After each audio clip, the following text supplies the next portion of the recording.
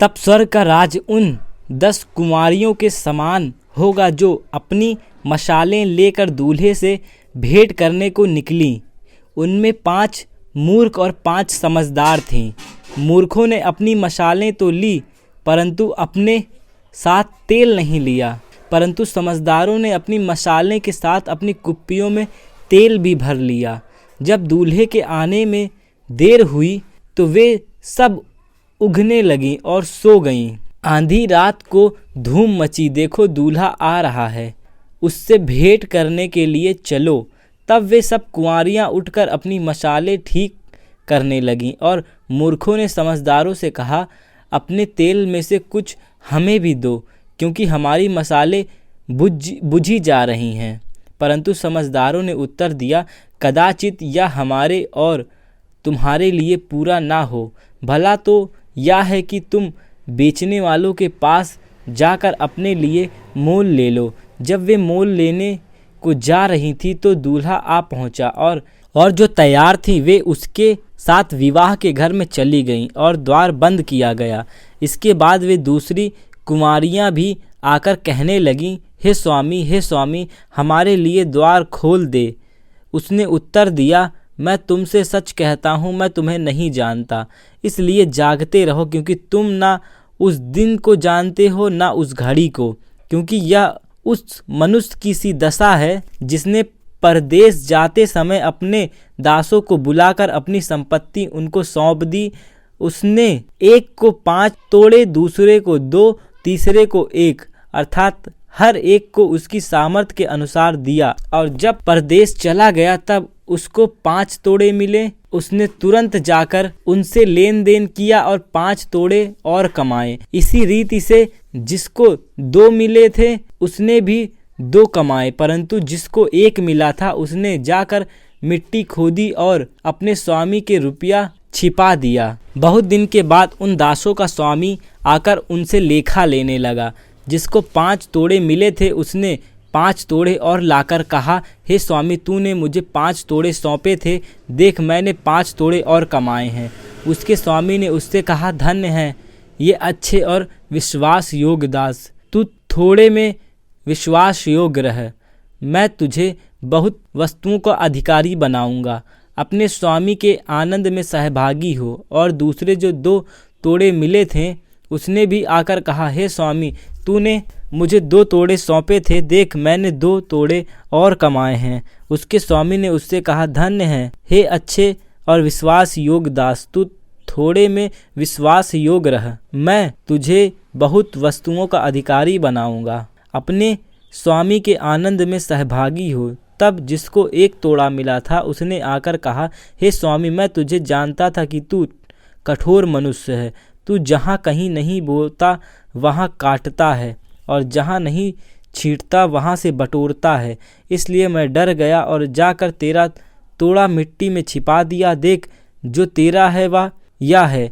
उसके स्वामी ने उत्तर दिया, हे दुष्ट और आलसी दास, जब तू यह जानता था कि जहाँ मैंने नहीं बोया वहाँ से काटता हूँ और जहाँ मैंने नहीं छीटा वहाँ से बटोरता हूँ, तो तुझे चाहिए था कि मेरा रुपया सर्राफों को दे देता, तब मैं आकर अपना धन ब्याज समेत ले लेता। इसलिए वह थोड़ा उससे ले लो और जिसके पास 10 तोड़े हैं उसको दे दो, क्योंकि जिस किसी के पास है उसे और दिया जाएगा और उसके पास बहुत हो जाएगा, परंतु जिसके पास नहीं है उससे वह भी जो उसके पास है ले लिया जाएगा।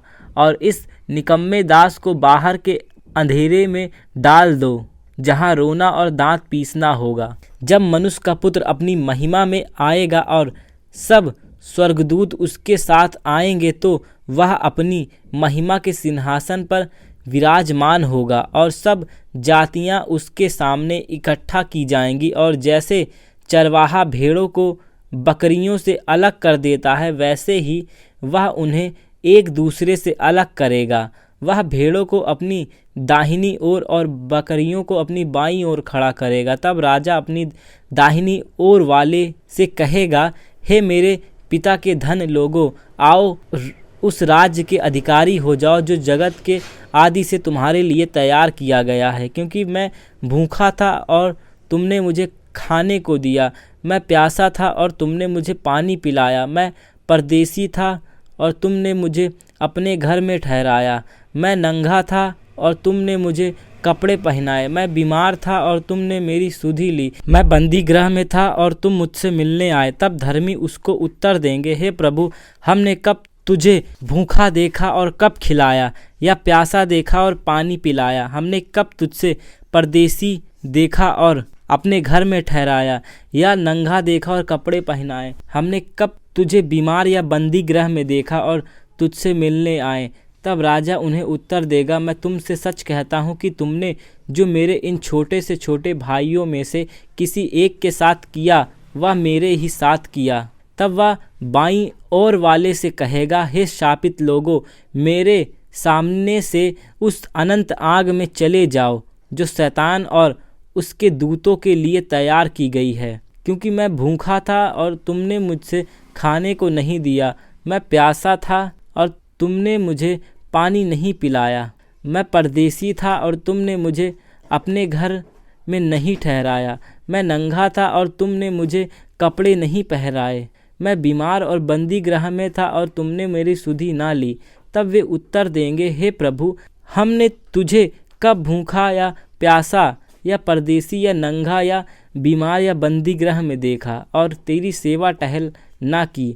तब वह उन्हें उत्तर देगा, मैं तुमसे सच सच कहता हूँ कि तुमने जो इन छोटों से छोटों में से किसी एक के साथ नहीं किया, वह मेरे साथ भी नहीं किया।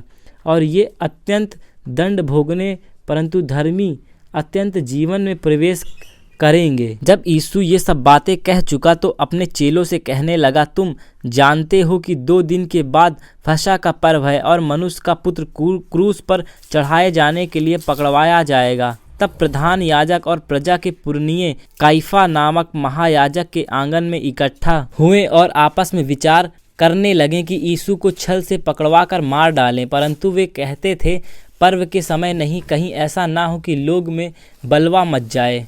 जब यीशु बैतनिय्याह में शमौन कोढ़ी के घर में था तो एक स्त्री संगमरमर के पात्र में बहुमूल्य इत्र लेकर उसके पास आई, और जब वह भोजन करने बैठा था तो उसके सिर पर उंडेल दिया।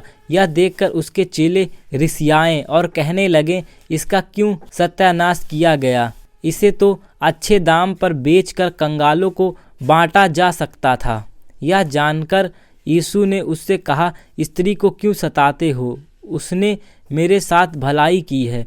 कंगाल तो तुम्हारे साथ सदा रहते हैं, परंतु मैं तुम्हारे साथ सदैव नहीं रहूँगा। उसने मेरी देह पर जो यह इत्र उंडेला है वह मेरे गाड़े जाने के लिए किया है। मैं तुमसे सच कहता हूँ कि सारे जगत में जहाँ कहीं यह समाचार प्रचार किया जाएगा वह इसके इस काम का वर्णन भी उसके स्मरण में किया जाएगा। तब यहूदा इस्करियोती ने, जो 12 चेलों में से एक था, प्रधान याजकों के पास जाकर कहा, यदि मैं उसे तुम्हारे हाथ पकड़वा दूं तो मुझे क्या दोगे? उन्होंने उसे 30 चांदी के सिक्के तौलकर दे दिए और वह उसी समय से उन्हें पकड़वाने का अवसर ढूंढने लगा। अख़मीरी रोटी के पर्व के पहले दिन चेले यीशु के पास आकर पूछने लगे, तू कहाँ चाहता है कि हम तेरे लिए फसह खाने की तैयारी करें? उसने कहा, नगर में अमुक व्यक्ति के पास जाकर उससे कहो, गुरु कहता है कि मेरा समय निकट है, मैं अपने चेलों के साथ तेरे यहाँ पर्व मनाऊंगा। अतः चेलों ने यीशु की आज्ञा मानी और फसह तैयार किया। जब सांझ हुई तो वह 12 के साथ भोजन करने के लिए बैठा। जब वे खा रहे थे तो उसने कहा, मैं तुमसे सच सच कहता हूँ कि तुम में से एक मुझे पकड़वाएगा। इस पर वे बहुत उदास हुए और हर एक उससे पूछने लगा, हे गुरु, क्या वह मैं हूँ? उसने उत्तर दिया, जिसने मेरे साथ थाली में हाथ डाला है वही मुझे पकड़वाएगा। मनुष्य का पुत्र तो जैसे उसके विषय में लिखा है जाता ही है, परंतु उस मनुष्य के लिए शोक है जिसके द्वारा मनुष्य का पुत्र पकड़वाया जाता है। यदि उस मनुष्य का जन्म ही ना होता तो उसके लिए भला होता। जब उसके पकड़वाने वाले यहूदा ने कहा, हे रब्बी, क्या वह मैं हूँ? उसने उससे कहा, तू कह चुका। जब वे खा रहे थे तो यीशु ने रोटी ली और आशीष मांगकर तोड़ी और चेलों को देकर कहा, लो खाओ, यह मेरी देह है। फिर उसने कटोरा लेकर धन्यवाद किया और उन्हें देकर कहा, तुम सब इसमें से पियो, क्योंकि यह वाचा मेरा लहू है, जो बहुतों के लिए पापों की क्षमा के निमित्त बहाया जाता है।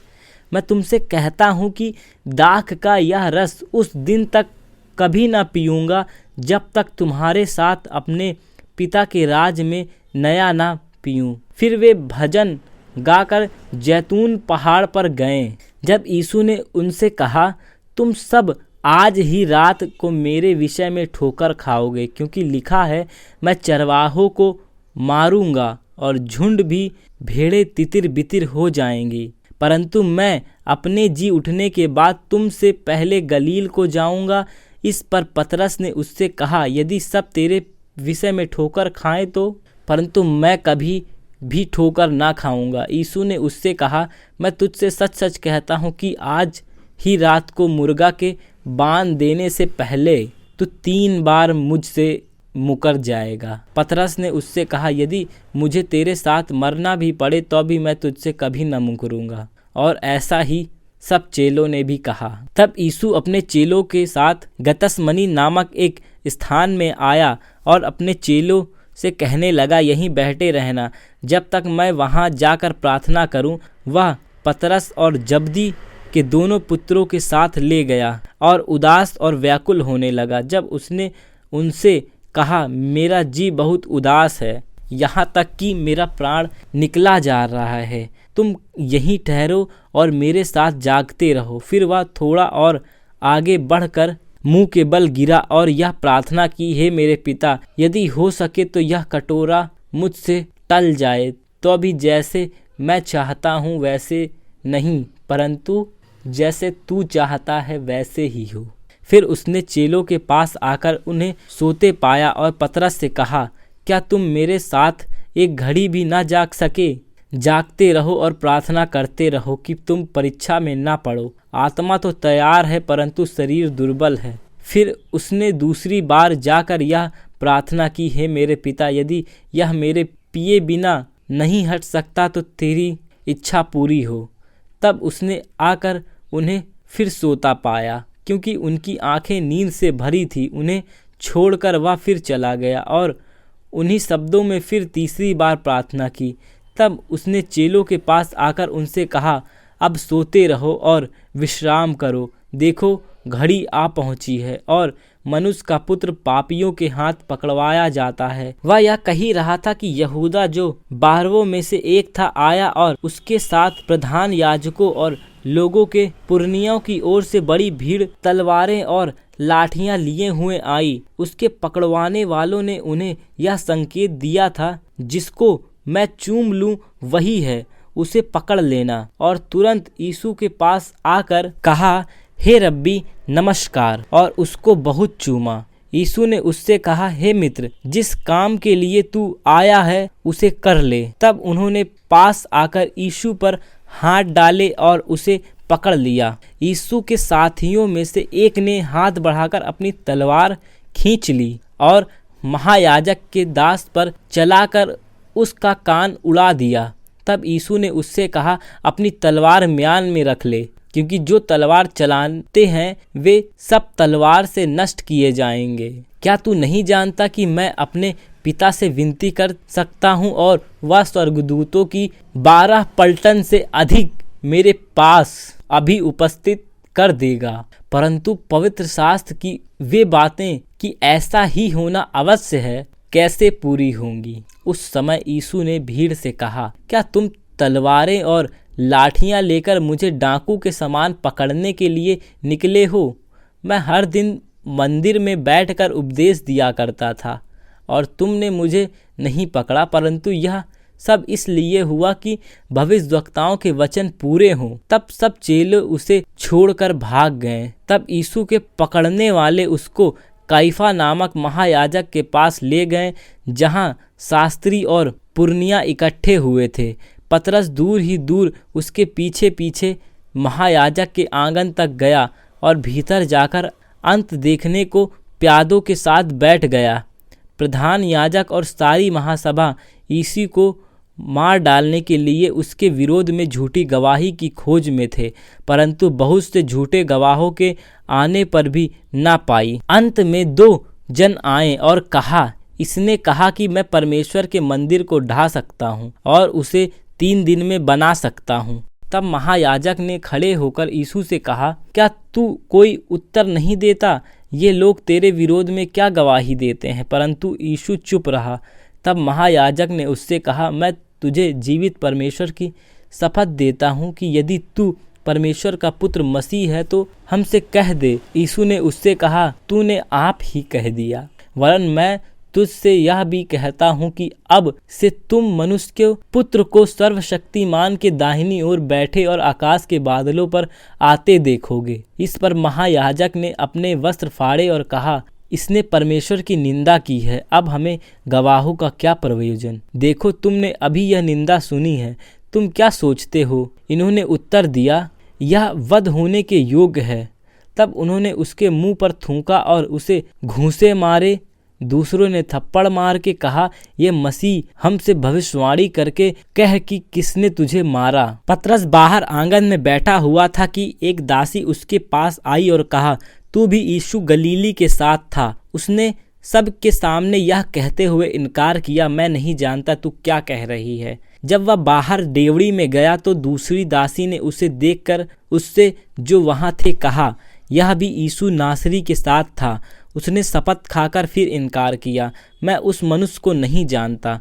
थोड़ी देर बाद लोगों ने जो वहां खड़े थे पतरस के पास आकर उससे कहा, सचमुच तू भी उनमें से एक है, क्योंकि तेरी बोली तेरा भेद खोल देती है। तब वह धिक्कारने और शपथ खाने लगा, मैंने उस मनुष्य को नहीं जानता, और तुरंत मुर्गे ने बांध दी। तब पतरस को यीशु की कही हुई बात स्मरण हो आई, मुर्गा के बांध देने से पहले तू 3 बार मेरा इनकार करेगा। और वह बाहर जाकर फूट फूट कर रोया। जब भोर हुआ तो सब प्रधान याजकों और लोगों के पुरनियों ने यीशु को मार डालने की सम्मति की। उन्होंने उसे बांधा और ले जाकर पिलातुस हकीम के हाथ में सौंप दिया।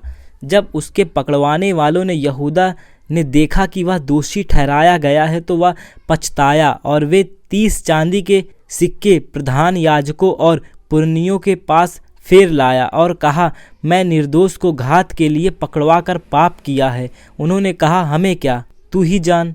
तब वह उन सिक्कों को मंदिर में फेंक कर चला गया और जाकर अपने आप को फांसी लगा दी। प्रधान याजकों ने उन सिक्कों को ले जाकर कहा, इन्हें भंडार में रखना उचित नहीं, क्योंकि यह लहू का दाम है। अतः उन्होंने सम्मति करके उन सिक्कों से परदेशियों के गाड़े जाने के लिए कुम्हार का खेत मोल ले लिया। इस कारण वह खेत आज तक लहू का खेत कहलाता है।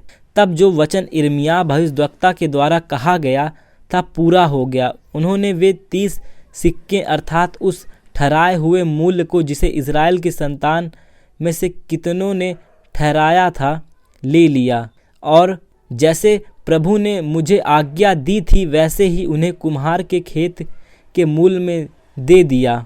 जब यीशु हकीम के सामने खड़ा था तो हकीम ने उससे पूछा, क्या तू यहूदियों का राजा है? यीशु ने उससे कहा, तू आप ही कह रहा है। जब प्रधान याजक और पुरनिये उस पर दोष लगा रहे थे तो उसने कुछ उत्तर नहीं दिया। उस पर पिलातुस ने उससे कहा, क्या तू नहीं सुनता कि ये तेरे विरोध में कितनी गवाहियां दे रहे हैं? परंतु उसने उसको एक बात का भी उत्तर नहीं दिया। यहाँ तक कि हकीम को बड़ा आश्चर्य हुआ। हकीम की यह रीति थी कि उस पर्व में लोगों के लिए किसी एक बंदी को जिसे वे चाहते थे छोड़ देता था। उस समय उनके यहाँ बरअब्बा नामक एक माना हुआ बंदी था।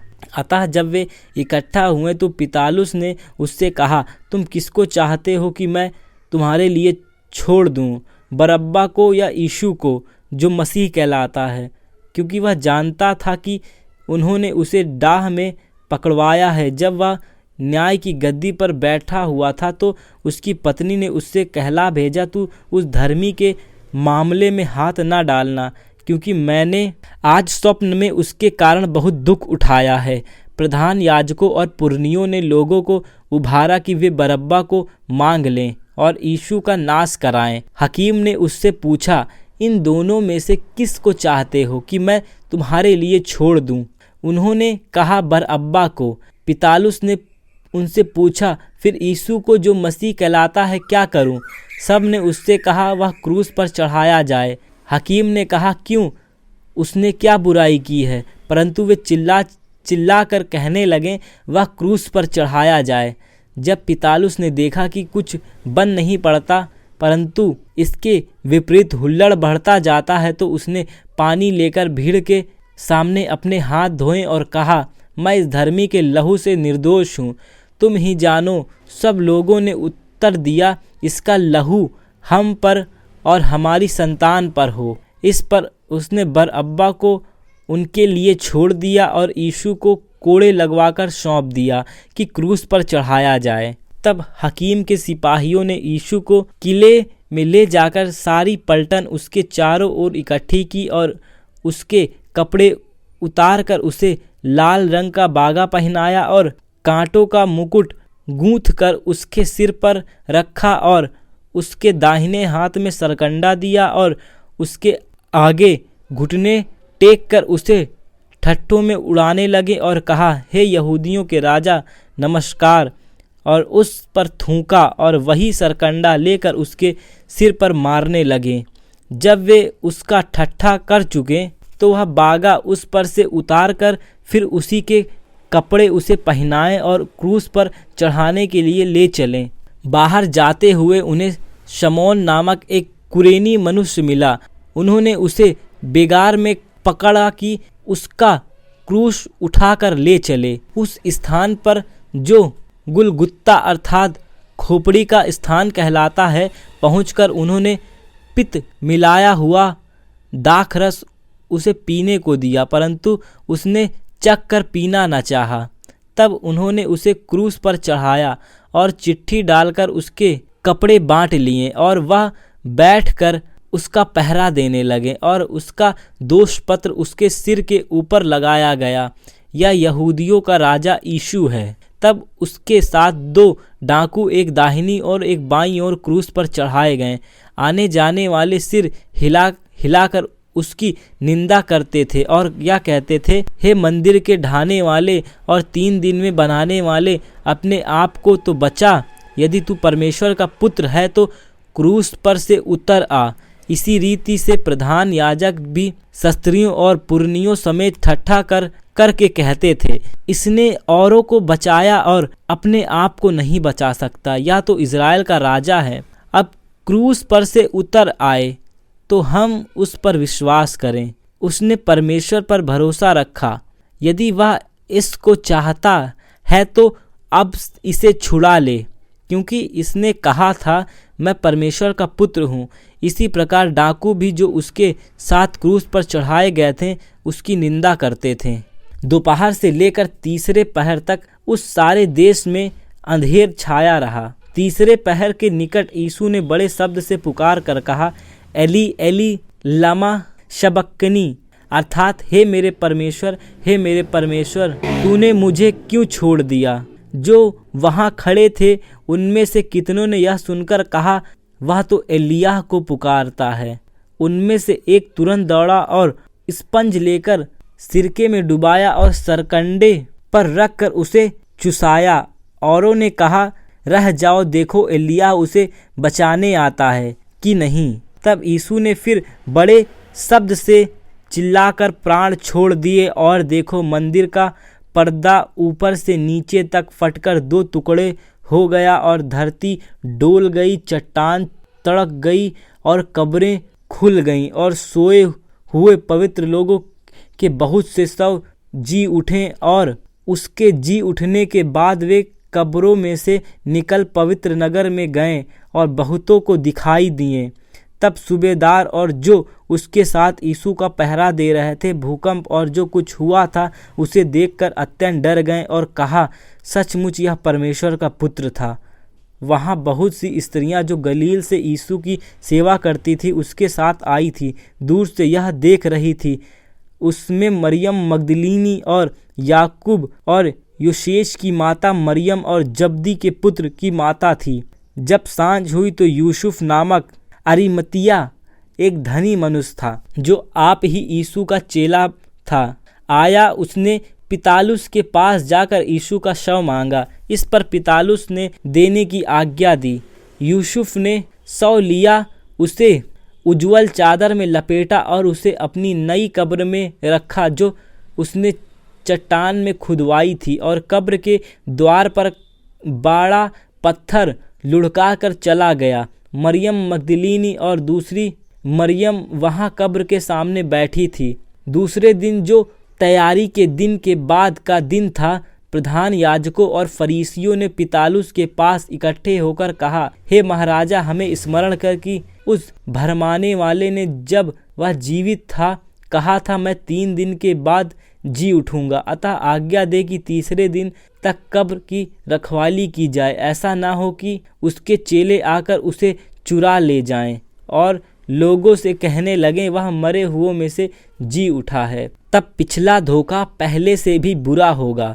पिलातुस ने उससे कहा, तुम्हारे पास पहरुए तो हैं, जाओ अपनी समझ के अनुसार रखवाली करो। अतः वे पहरुओं के साथ लेकर गए और पत्थर पर मोहर लगाकर कब्र की रखवाली की। शब्द के दिन के बाद सप्ताह के पहले दिन पौ फटते ही मरियम मगदलीनी और दूसरी मरियम कब्र को देखने आई, और देखो एक बड़ा भूकंप हुआ, क्योंकि प्रभु का एक दूत स्वर्ग से उतरा और पास आकर उसने पत्थर को लुढ़का दिया और उस पर बैठ गया। उसका रूप बिजली का सा और उसका वस्त्र पाले के समान उज्जवल था। उसके भय से पहरुए कांप उठे और मृतक समान हो गए। स्वर्गदूत ने स्त्रियों से कहा, मत डरो, मैं जानता हूँ कि तुम यीशु को जो क्रूस पर चढ़ाया गया है ढूंढती हो। वह यहाँ नहीं है, परंतु अपने वचन के अनुसार जी उठा। आओ यह स्थान देखो जहाँ प्रभु पड़ा था, और शीघ्र जाकर उसके चेलों से कहो कि वह मृतकों में से जी उठा है, और वह तुमसे पहले गलील को जाता है, वहाँ उसका दर्शन पाओगे। देखो, मैंने तुमसे कह दिया। वे भय और बड़े आनंद के साथ कब्र से शीघ्र लौटकर उसके चेलों को समाचार देने के लिए दौड़ गई। तब यीशु उन्हें मिला और कहा, सलाम। उन्होंने पास आकर और उसके पांव पकड़कर उसको दंडवत किया। तब यीशु ने उससे कहा, मत डरो, मेरे भाइयों से जाकर कहो कि गलीली को चले जाएं, वहां मुझे देखेंगे। वे जा ही रही थी कि पहरुओं में से कुछ के नगर में आकर पूरा हाल प्रधान याजकों से कह सुनाया। तब उन्होंने पुरनियों के साथ इकट्ठे होकर सम्मति की और सिपाहियों को बहुत चांदी देकर कहा, यह कहना कि रात को जब हम सो रहे थे तो उसके चेले आकर उसे चुरा ले गए, और यदि यह बात हाकिम के कान तक पहुंचेगी तो हम उसे समझ लेंगे और तुम्हें जोखिम से बचा लेंगे। अतः उन्होंने रुपया लेकर जैसा सिखाए गए थे वैसे ही किया। यह बात आज तक यहूदियों में प्रचलित है। 11 चेले गलील में उस पहाड़ पर गए जिसे यीशु ने उन्हें बताया था। उन्होंने उसके दर्शन पाकर उसे प्रणाम किया, पर किसी किसी को संदेह हुआ। यीशु ने उनके पास आकर कहा, स्वर्ग और पृथ्वी का सारा अधिकार मुझे दिया गया है, इसलिए तुम जाओ, सब जातियों के लोगों को चेला बनाओ और उन्हें पिता और पुत्र और पवित्र आत्मा के नाम से बपतिस्मा दो, और उन्हें सब बातें जो मैंने तुम्हें आज्ञा दी है मानना सिखाओ, और देखो, मैं जगत के अंत तक सदा तुम्हारे संग हूँ।